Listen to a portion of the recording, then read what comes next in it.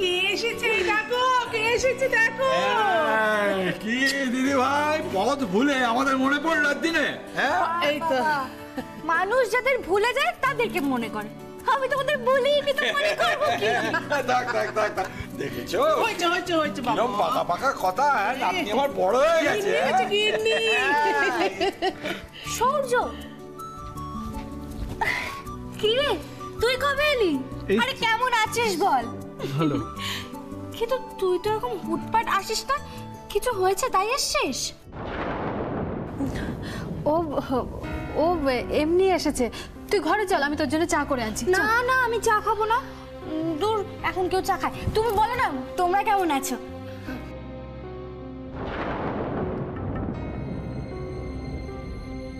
না না, মেঘলাকে কিছু বলবো না। একে ওরা অগ্নির ব্যাপারটা নিয়ে সবাই এত চিন্তায় আছে, তার উপর সন্দীপের কথাটা শুনলে তো। কি গো মামি, ও মামি, তুমি আবার কি সব ভাবতে বসলে বলো? আরে বাবা, আমরা সবাই ভালো আছি, আমাদের কিচ্ছু হয়নি। খুব ভালো কথা। আচ্ছা, আমি বড় মামাকে তো দেখতে পাচ্ছি না, বড় মামা কই?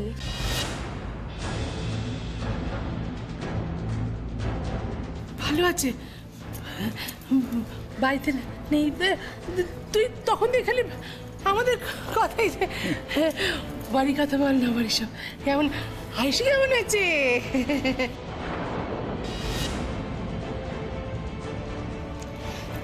দি ভাই খুব ভালো আছে, আমাদের বাড়ির সবাই ভীষণ ভালো আছে। তোমরা তোমাদের বিপদের কথা লুকিয়ে যেতে চাইছো, কিন্তু আমি যে সব জানি। আজ আমার জন্যই আমার কাছের লোকেদের সবাইকে ওই ঋষির ফাঁদে পা ফেলতে হয়েছে। আমি যে একা গা বাঁচিয়ে ফিরতে পারছি না। মেঘলা, আয়ুষের কি ফোন খারাপ? কেন বলো তো? না, কদিন ধরে ওকে ফোন করছি, ও কিছুতেই ফোনটা ধরছে না। আমার খুব চিন্তা হচ্ছিল, আয়ুষী বা অগ্নির শরীর টরীর। না না, কোথায়? আরে আমাদের বাড়ির খবর খুব ভালো, ফাটাফাটি খবর। মানেটা কি? আরে আর বলো না, জবে থেকে জানতে পেরেছে বড় আন্টি যে আমার দিদি প্রেগনেন্ট, সে কি খুশি কি খুশি। সত্যি? আর কি জানো, যখন থেকে জানতে পেরেছেন আমার দিদির প্রেগন্যান্সির কথা, সে নাতি হোক কি নাতনি হোক কিছু যাই আসে না, তার মঙ্গলের জন্য আরো 2 ঘন্টা পুজোর টাইম বাড়িয়ে দিয়েছে। ও তোমাদের তো আরেকটা কথা বলাই হয়নি, কিছুদিনের মধ্যে না আমার দিভাইয়ের সাধ। কি ভাল লাগছে বল শুনে, এই এত কিছুর মধ্যে এই এতদিনে একটা ভালো খবর পেলাম। কেন এতদিনে কি তুমি কোনো খারাপ খবর পেয়েছো? মার কথা ছাড়ো তো, তুমি ঘরে গিয়ে বসো। মা, তুমি একটু এদিকে এসো তো, তোমার সাথে আমার দরকার আছে। এসো তাড়াতাড়ি এসো। এই শোনো না, আমাকে নিয়ে ব্যস্ত হলে কিন্তু আমি চলে যাবো। না না না না দিদি ভাই, তোমাকে যেতে দিলে তো। মেঘলাও খুব চিন্তায় আছে, কিন্তু সবার কাছ থেকে কি লুকোচ্ছে? আরে আমি কিন্তু চলে যাবো, ওরকম করছে কেন? আরে না, শোন আরে শোন না কথা। তুই কখন এলি? ওমা, পুচকুটা। না, আমাকে দাও।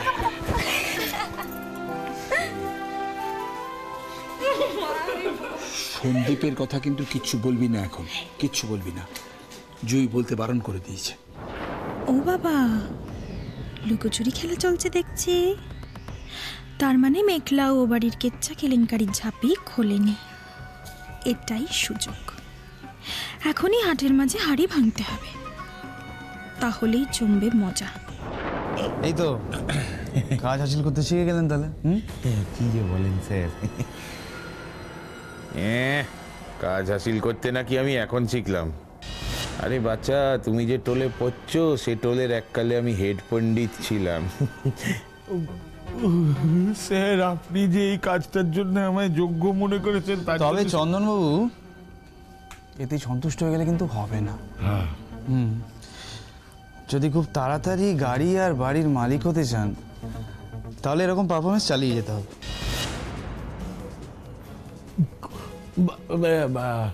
এই গাড়ি বাড়ি মানে স্যার কেসটা তো গাড়ি বাড়ি মানে গাড়ি বাড়ি, কেসটা খুব সহজ।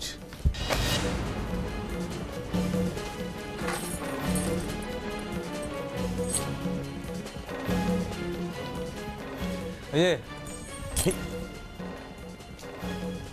এটা কিসের চাবি স্যার? ভাগ্যের। না স্যার সে তো বুঝলাম স্যার, মানে ভাগ্যের তাল, কিন্তু আপনি আমার ঘটকারিটা সাকসেসফুলি করলেন, তাই আপনার ভাগ্যটা খুলে গেল। আজ থেকে এই ফ্ল্যাটটা আপনার।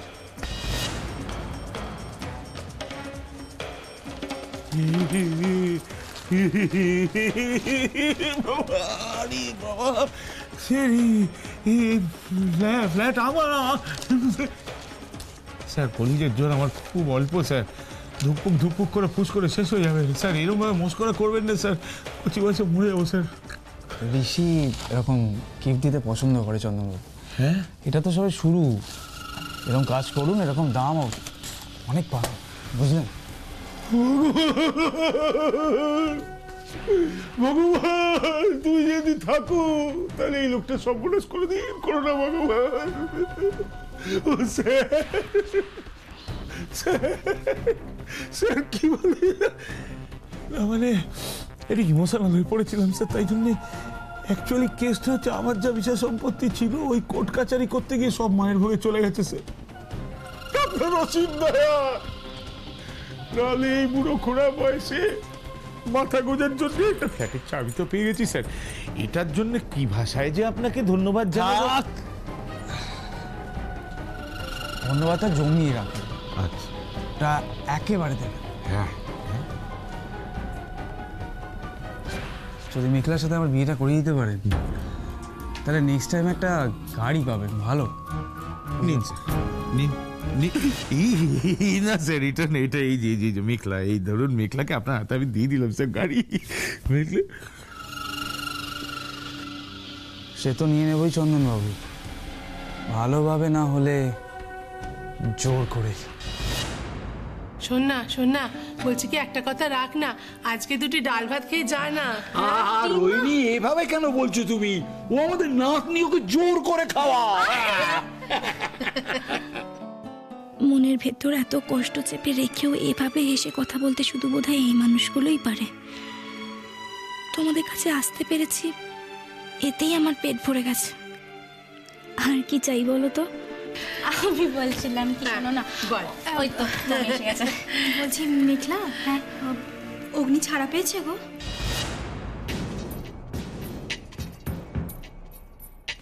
দেখো না, এই খবরটা পাওয়ার পর থেকে আমি তো আমার দু চোখের পাতা এক করতেই পারছি না। আহারে, আয়ুষিটার এই অবস্থা, আর তার মধ্যে অগ্নিটা। কি হয়েছে অগ্নি? হ্যাঁ বল না মেঘলা, কি হয়েছে? উর্মিলা, দোহাই তোমার, তুমি ঘরে চলো। না, কোথাও যাবে না, ও কোথাও যাবে না। কি হয়েছে অগ্নির? কি হয়েছে অগ্নির? মা, সে কি, তোমরা কেউ কিছু জানো না? কি? এ বাবা, আমি তো ভাবলাম মেঘলা এই খবরটাই দিতে এসেছে। দেখো না মা, আসলে অগ্নির কোম্পানির নতুন তৈরি করে একটা বিল্ডিং, সেটা না ভেঙে গেছে, আর তাতে অনেক লোক মারা গেছে, আর অগ্নিকে তো পুলিশ ধরে নিয়ে গেছে।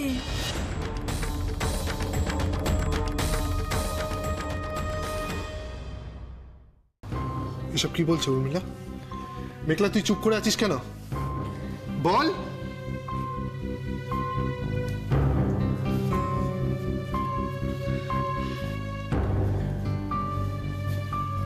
একবার বললিও না?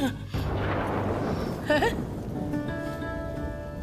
একবারও কেন বললি না রে আমাদের? অগ্নিটার এত বড় বিপদ হয়ে গেল, আর আমরা রাধিমা, কি আমি কি হলো? দাদু, রোহিণী, মুখটা কেমন করছে?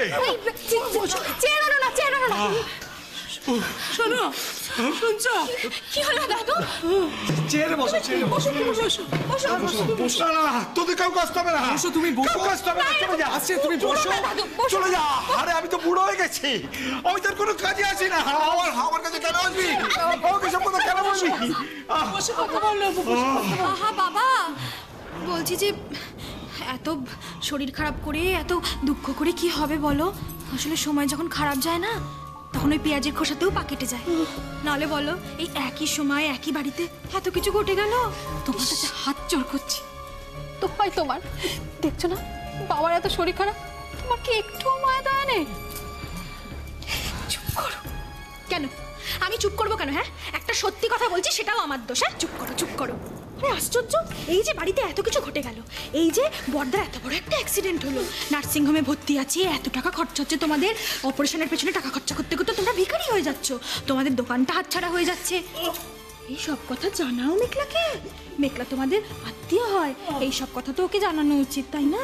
উর্মিলা, প্লিজ তুমি চুপ করো। কারণ ভালো না করতে বলতে দাও ছোট মামা, বলতে দাও। ছোট মামি তো নিজে থেকে কথাগুলো বলছে না, ওকে দিয়ে কথাগুলো বলানো হচ্ছে। আর যে বা যারা এর পেছনে রয়েছে, তাদের আমি খুব ভালো করে জানি।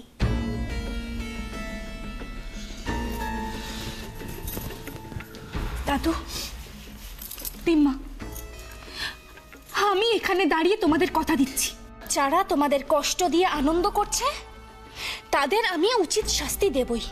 আমার জিজু কোনো দোষ করেনি, সেটা তো প্রমাণ হবেই। আর তোমাদের প্রতি হওয়া অন্যায়ের সুবিচারও আমি পাওয়াবো।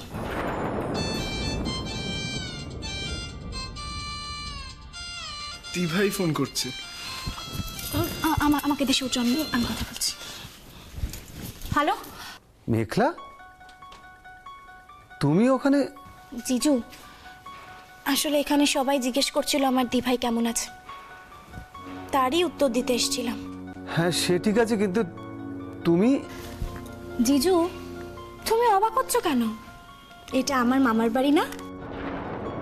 এদের সবার সাথে আমার আত্মার সম্পর্ক, এরা সবাই আমার আত্মীয়। আর মেঘলা থাকতে তোমাদের কারোর মুখে আমি টেনশনের কোনো স্পট অবধি থাকতে দেব না।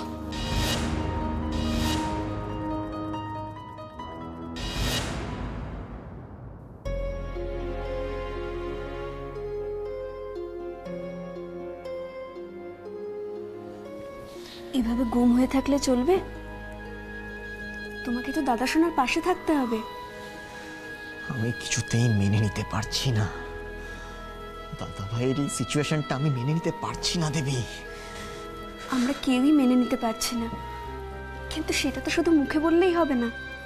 মেঘলাকে দেখো, ও কিন্তু এখনো চেষ্টা চালিয়ে যাচ্ছে, আমাদেরকেও চেষ্টা চালিয়ে যেতে হবে। তোমরা তো সবকিছু জানো না দেবী, জানো না সব কথা।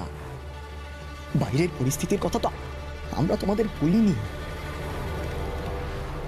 শুনেছ তো। একটা লয়ার এই কেসটা নিতে চাইছে না। লিগালি কি করে আমরা মুভ করবো আমরা কিচ্ছু বুঝতে পারছি না। তার উপরে জুটেছে ওই মিডিয়া, প্রত্যেক দিন নতুন নতুন গল্প পেতে চলেছে। দেখো, পুলিশ নিশ্চয়ই সত্যিটা খুঁজে বার করবে। কি করে বার করবে? পুলিশ কি করে সত্যি বার করবে বলো তো? সেখানেও তো একটা বিশাল সর্বনাশ হয়ে বসে আছে। সাইট থেকে পুলিশ যেই মেটেরিয়ালগুলো কালেক্ট করেছিল টেস্ট করবে বলে, সেগুলো অত্যন্ত খারাপ কোয়ালিটির বেরিয়েছে। তুমি ভাবতে পারছো? হ্যাঁ, দাদা ভাইয়ের অ্যাপ্রুভ করা মেটেরিয়ালগুলো সাইটে গিয়ে বদলে যেত। এবার বুঝতে পারছো তো কত বড় একটা ষড়যন্ত্র চলছিল? সে কি কথা? এভাবে চলতে থাকলে তো দাদা সোনাকে কখনোই নির্দোষ প্রমাণ করাই যাবে না। সেটাই সত্যি দেবী, দাদা ভাইকে বাঁচানোর সমস্ত পথ বন্ধ হয়ে গেছে। আচ্ছা আচ্ছা, শোনো, ওই লোকটা কি যেন নাম? কে? ঋষি? হ্যাঁ হ্যাঁ হ্যাঁ, ঋষি। উনি আমাদেরকে সাহায্য করবেন না, ওর থেকে আর কোনো রকমের সাহায্য আমরা নেব না। কেন? উনি বাইরের লোক বলে? আচ্ছা, এই অবস্থাতেও তোমরা বাছ বিচার করছো? দাদা সোনাকে বাঁচানোটা আগে দরকার নাকি কি ওই ঘরের লোক? লোকটাকে আমার সুবিধার লাগে না। ওকে দেখলেই অনির মুখ চোখ কেমন পাল্টে যায়, আমি তো সেটা লক্ষ্য করেছি। দেখো দেখো, আমি জানি যে আজকালকার দিনে কেউ যদি আগ বাড়িয়ে সাহায্য করে তো সেখানে একটা খটকা লাগে, কিন্তু খটকা শুধু এক জায়গায় নয় দেবী। দেবী, আমার তো এটাও মনে হয় যে ও যা যা করছে সবকিছু মেঘলার অ্যাটেনশন পাওয়ার জন্য করছে। কি বললে? না কিছু না, বাদ দাও এসব কথা। দেখো দেবী, আমাদের দাদা যা করার আমরা করব।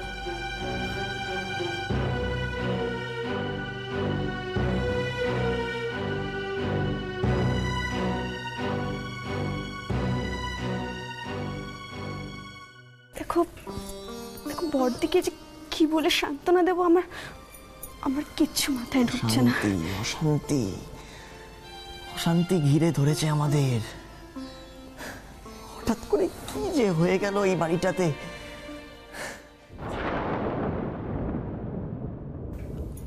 আমি অপয়া, আমি যবে থেকে এই বাড়িতে পা রেখেছি তবে থেকে কিছু না কিছু অঘটন ঘটেই চলেছে। দেবী,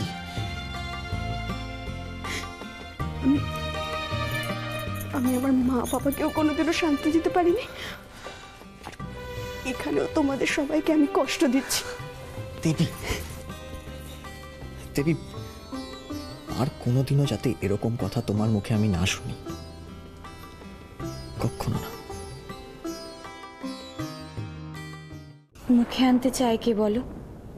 কথায় কথায় এসে যাচ্ছে। দাদা সোনাকে নিয়ে যা ভয় পেয়েছিলাম, কি জানি জামিনটা। আচ্ছা মিঠু, এমন তো নয় যে তোমার দাদা সোনা আমার মন রাখার জন্য আমাকে সান্ত্বনা দিতে চাইছে। বৌদি, আচ্ছা দাদা শুনে যদি তোমার মন রাখার জন্য কথাটা বলতো তাহলে তুমি ধরতে পারতে না বলো? ধরতে বোধহয় আমি পেরেই গেছি মিঠু। তুমি কিন্তু এবার খুব টেনশন করছো বৌদি, এটা কিন্তু ঠিক নয়। একদম ঠিক।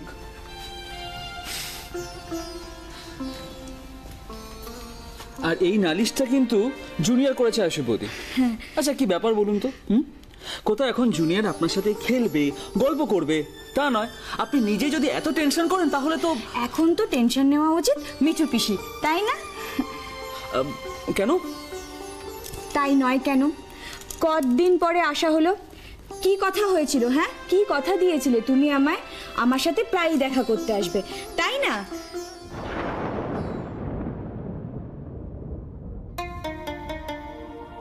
দেখেছো বৌদি, ও আমাকে কিরকম অ্যাভয়েড করছে। এবার তুমি আমায় বলো, ওকে কি আমার বিয়ে করা উচিত? একদম উচিত না, তাই না?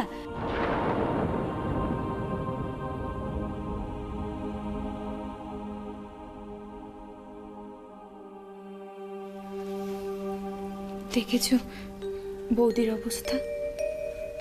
পারলে হালকা করতে, পারলে না।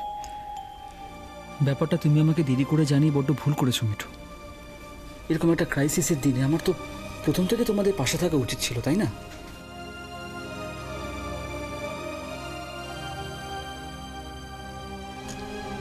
বিনয়, এই নাও। কি বড় মামি, আপনি এত কষ্ট করে মানে? কষ্টের কি আছে, তোমার সঙ্গে ভাবলাম আয়ুষের জন্য এক কাপ বানিয়ে নিয়ে যাই। নাও।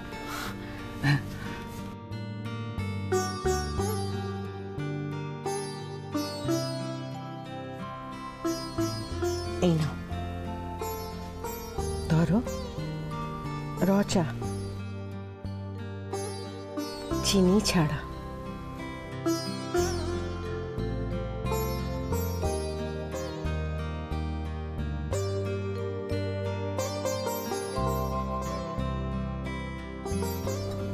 এত কিছু ভেবো না মা, আমরা সবাই তো আছি। তুমি শুধু যে আসছে তার চিন্তা করো। মা, মা আমার অগ্নির কিছু হবে না তো মা? বলুন না মা, আমার অগ্নির কিচ্ছু হবে না না? ওর সব কিছু ঠিক হয়ে যাবে না? বলুন না মা।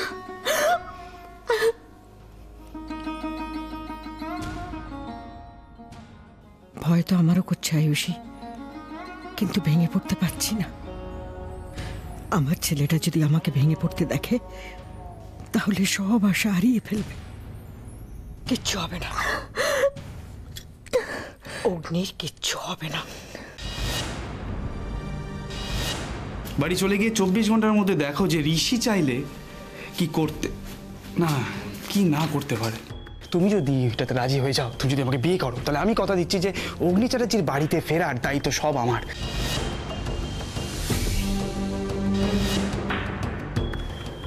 এতে খুব সরল ভাষায় লিগ্যাল প্রসিডিউরে লেখা আছে যে আগামী 1 মাসের মধ্যে তুমি স্বেচ্ছায় তোমার স্বামী অনিরুদ্ধ চ্যাটার্জিকে ডিভোর্স দিয়ে ঋষিকে বিয়ে করতে রাজি আছো।